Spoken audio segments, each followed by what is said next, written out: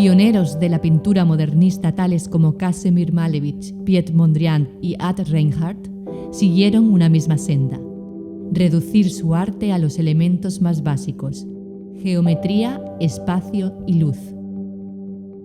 El consagrado medio de la pintura al óleo sobre lienzo bastaba para sus austeras ambiciones. Sin embargo, en la década de los años 70 del pasado siglo, James Turrell se rebeló contra esa tendencia. Pilotó un avión con el fin de recorrer el desierto de Arizona en busca de un lugar desde el que modelar un gran escenario para explorar el cosmos, y entre tanto utilizó un sinfín de equipos especializados, desde teodolitos hasta proyectores de xenón, pasando por estereoscopios cartográficos, para plasmar su singular visión.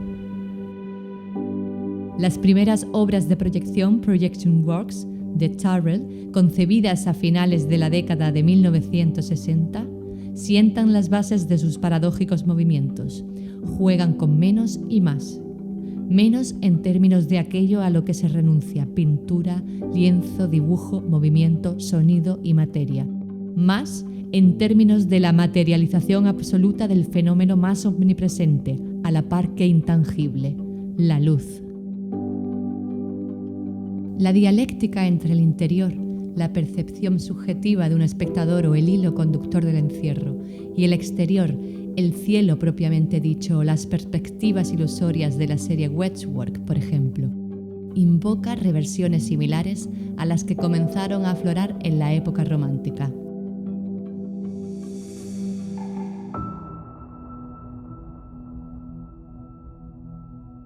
En composiciones tales como Vista desde el taller del artista Ventana derecha, el pintor alemán Caspar David Friedrich fue uno de los primeros en explorar la interacción entre la conciencia y la naturaleza, el yo y la realidad. Turrell reorientó la trayectoria de esa mirada cuando declaró: mis obras no son una mirada, sino una exploración. No son los objetos en una habitación, sino la habitación.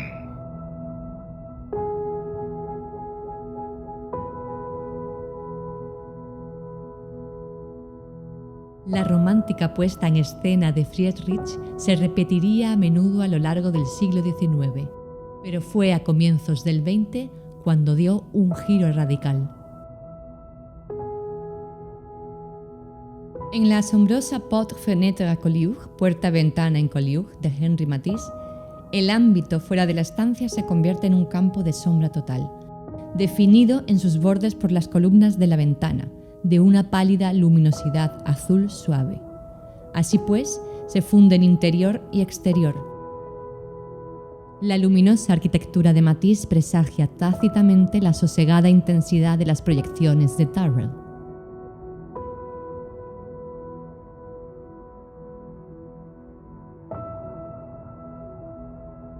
Por su parte, el pintor italiano Giorgio de Chirico en los años 20 enfatizó la dramatización del resplandeciente vacío.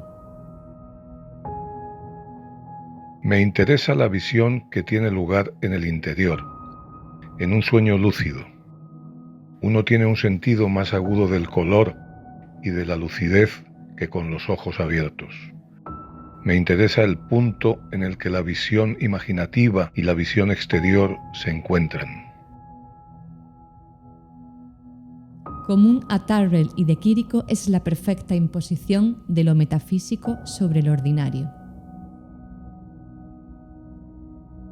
En el mismo periodo que de Chirico, aunque desde una perspectiva diametralmente opuesta, Casimir Malevich tal vez se aproximó más que ningún otro de los precursores del modernismo a la cronológicamente posterior síntesis de reduccionismo y trascendencia de Turrell.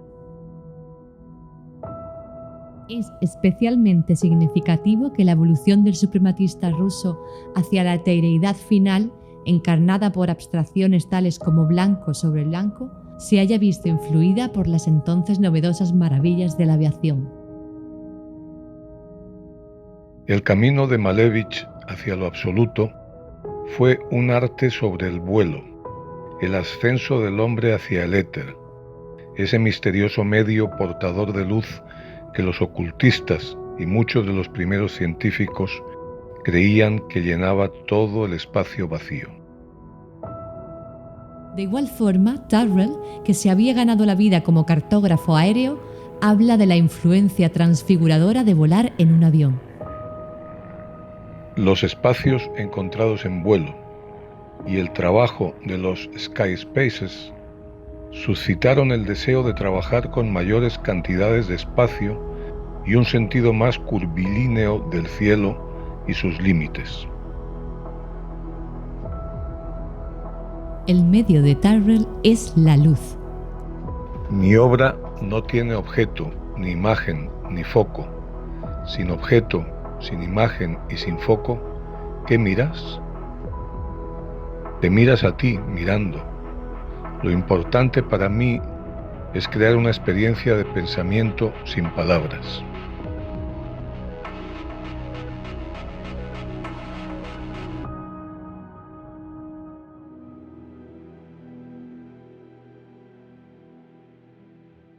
Durante más de medio siglo, el artista estadounidense James Tyrrell ha trabajado directamente con la luz y el espacio para crear obras que se confrontan a los espectadores con los límites y el milagro de la percepción humana. Tyrrell, un apasionado piloto que tiene acreditadas más de 12.000 horas de vuelo, considera el cielo como su estudio, material y lienzo. El crítico de la revista The New Yorker, Calvin Tompkins, escribió: «Su obra no trata sobre la luz ni es una representación de la luz, es la luz, la presencia física de la luz que se manifiesta de forma sensorial».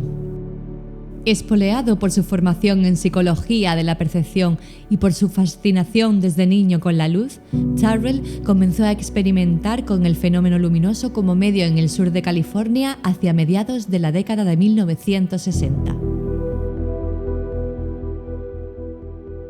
Para apreciar mejor las denominadas proyecciones, conviene regresar al momento y el lugar de su nacimiento. El momento fue el otoño de 1966. El lugar, el antiguo Mendota Hotel, en Ocean Park, Venice, un barrio residencial de Los Ángeles. A lo largo de un periodo de 2 años, Tyrrell transformó el interior del edificio en una serie de espacios a modo de cajas blancas. Insonorizó los techos, construyó paredes clausurando las ventanas existentes para excluir cualquier interferencia externa y, a continuación, procedió a esculpir ilusorios cubos y otros sólidos geométricos con ayuda de un proyector de diapositivas LaTeX. En 1976, James Tyrrell comenzó a crear un nuevo grupo de obras titulados Construcciones de División Espacial. Las estancias que acogen estas obras son entornos autónomos divididos en 2 secciones distintas: el espacio visual, en el que entra el espectador, y el espacio sensorial, en el que se produce la luz. Los 2 espacios interaccionan para crear una inquietante e hipnótica sensación. Cherry, que se muestra en el Museo Picasso Málaga, pertenece a la serie Aberturas. En la pared que separa los 2 espacios se ha abierto una ventana similar a un marco. La obra de Tyrrell en su conjunto desafía, en particular, las facultades perceptivas del observador y los límites entre lo material y lo inmaterial.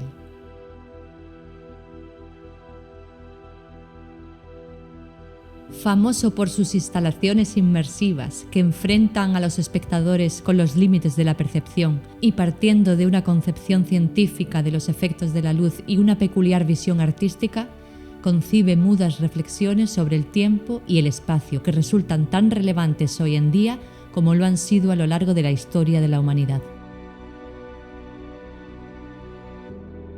En cierto modo, la luz une el mundo espiritual con el efímero mundo material. El amor de Tyrrell por la pintura queda patente en las instalaciones de su serie Wetwork. Un conjunto de proyecciones constituyen paredes y vallas hechas de luces de colores que sugieren una cierta profundidad espacial, pero también evocan los lienzos monocromáticos de la pintura de campos de color. Una persona que contempla o mira atentamente un campo unificado, indiferenciado, comienza a experimentar alucinaciones y a presentar síntomas de un estado alterado de conciencia.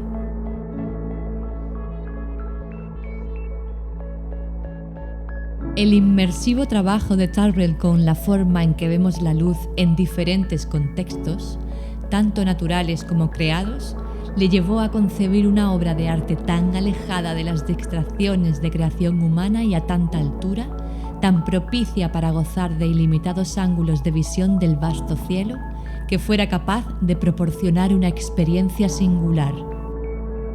Tras una exhaustiva búsqueda, encontró las condiciones ideales en el Roden Crater.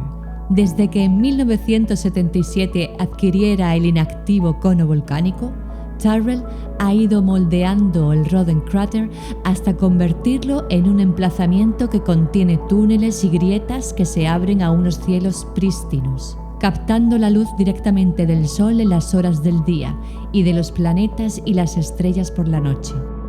De hecho, guarda un mayor parecido con los emplazamientos creados en comunidad por los antiguos incas que con las creaciones de cualquier persona que se nos pueda ocurrir en tiempos modernos. El Roden Crater, aún en construcción, constituye la culminación de toda una vida de investigación por parte del artista en el terreno de la percepción visual y psicológica humana. Y es un entorno controlado para la experimentación y la contemplación de la luz. Utilizo la luz para explorar el significado de la percepción. Creo espacios que proyectan luz, que la aprehenden, pero no hago la luz. La luz es un tesoro, una fuente de belleza y asombro.